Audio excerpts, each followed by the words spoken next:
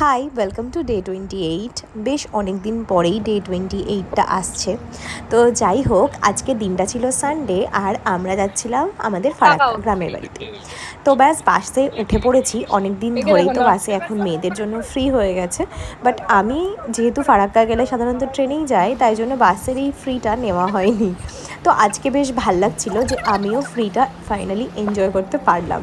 যাই হোক, আর সবথেকে ভাল লাগলো আজকে গাড়িটা যাওয়ার সময় ফারাক্কার নতুন ব্রিজের উপর দিয়ে গেল। অনেক দিন ধরেই নাকি চালু হয়েছে, বাট আমি যেহেতু বললাম বাসে করে আসা হয় না, তাই জন্য আমি কিন্তু আসিনি। দারুণ লাগছিল নতুন ব্রিজের উপর দিয়ে যেতে। তারপরে আর কি, টোটোতে উঠে পড়লাম বাস থেকে নেমে বাড়ি যাওয়ার জন্য। কি করবে, বাড়ি গিয়ে ঘুমিয়ে যাবা। কি না খেলবে না।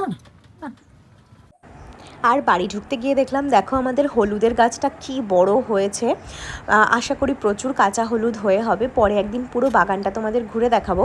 আর হলুদ গাছে ফুলটাও হয়েছে। আমি কিন্তু হলুদ গাছে ফুলটা কোনোদিনও দেখিনি, আজকেই প্রথম দেখলাম। বাই, দেখা হচ্ছে নেক্সট ব্লগে।